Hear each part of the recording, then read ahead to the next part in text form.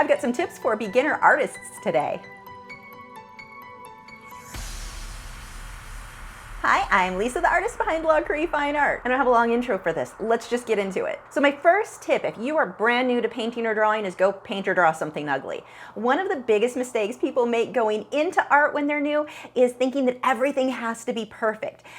I can always tell when I work with a new student who is going to be really successful and get really good versus who is not, and it's almost always to do with their attitude, not their skill level. Those who are not afraid to make mistakes, those who will just jump in and start slapping that paint on the canvas, let's see what happens, let's go experiment. Those who are willing to experiment, even if the end result is terrible, those are the artists who are going to be the most amazing. So when you get started, don't expect your work right now to look like somebody who's been painting for 10 or 20 years. It's not realistic. And it's just setting yourself up for frustration, and you're not gonna have fun because you're expecting too much too soon. And that brings me on to my next point. I have had students come back to class going, my husband saw this and said it was terrible and I'm never gonna be a good artist. There is this concept with art that it is like the one career, you're either born with it or you don't. It's a God-given gift or you weren't gifted with it. No, that's not how art works.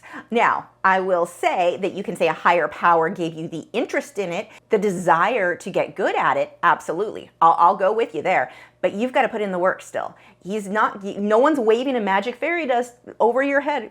Waving a magic fairy dust? I think I'm mixing up waving a magic wand and sprinkling fairy dust together. Either way, none of that's going to make you good. You are going to practice and make yourself good. That's on you, not something you were born with. So don't let, whether it be friends or family members, tell you, you just don't have it. You work hard enough, you practice, you start paying attention, follow lessons, do these things. You can be good in time. You just have to work towards it. That brings me into my next point.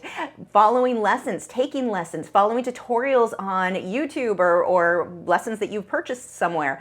These are great ways to get started, to just kind of dip your foot in the water, but don't stick with the ones for beginners for too long. I've seen this a lot where somebody has been painting nothing but Bob Ross. I just got a bunch of thumbs downs. I'm not bashing Bob Ross. I love him. He did so much for the art world. However, his stuff is intended more for beginners. I cannot talk today. His stuff is, let's try that again. His stuff is intended more for beginners, getting people started, and we need that. We needed somebody to get people started. I love what he has done for the art world. However, if you stick with stuff intended for beginners, whether it be Bob Ross or other beginner tutorials and books, you're only going to take your skill level so far. You will always be right there. Do some of the beginner lessons and then jump right into the hard stuff that seems too advanced. You're going to learn more from copying something that's more advanced or following an advanced tutorial and not being as good, you're a beginner, so it's not going to be as good as the lesson you're following, than you would sticking with something that's super easy, super beginner. Those easy and beginner lessons, they play a role in the beginning and only for a handful of lessons, and then jump into the hard stuff. The harder the lesson is that you're following, even if your stuff is coming out not looking so good, you will get good because of that. That is going to take you so much farther than staying with stuff that seems easy. My next tip, do not fall into the "this is just my style" trap. I see this all the time. I used to see this a lot with students when they would come in. They would show me their work just so I had an idea of where we were starting off,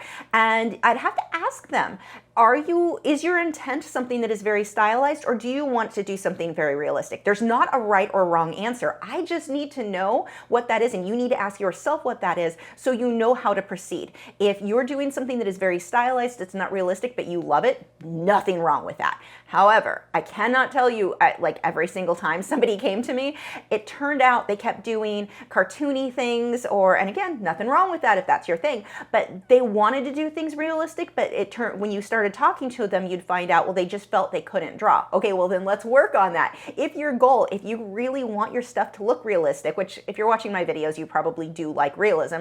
If you're trying to get stuff to look more realistic, then do not use the excuse, well, this is just my style. No, learn to draw. Practice drawing things accurately. Practice working on your values. Get those darks nice and darks, those lights light, so you get that dimension in your work. Pay attention where the shadows and highlights are in your reference photo. Learn how to use the tools to create the work that you want to create, not because you've limited yourself by the concept of this is just my style. And again, because someone always freaks out about this, nothing wrong with stylized work. if that's your goal. So just a bit of a distinction there. And just coming back to what we started off with, go paint something ugly. Don't go into, if you are new, don't worry about it being perfect. Go have fun, make a mess. Every time you paint something and it doesn't come out good, you're still learning. You may not feel like it, but you're learning what didn't work. And that is just as important as what does work. Those are good lessons to learn. And you don't even realize, let's say you're painting with acrylics, you're getting a feel for what happens when you move the brush like this,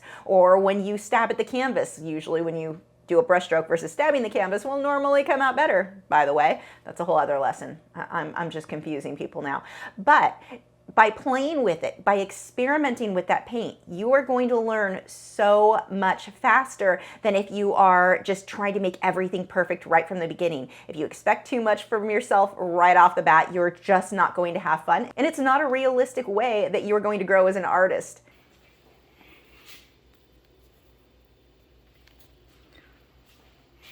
Why did you put it? What's on your head? It's my doctor thing. Why are you a doctor? Because the vet thing didn't work out. You didn't study for either.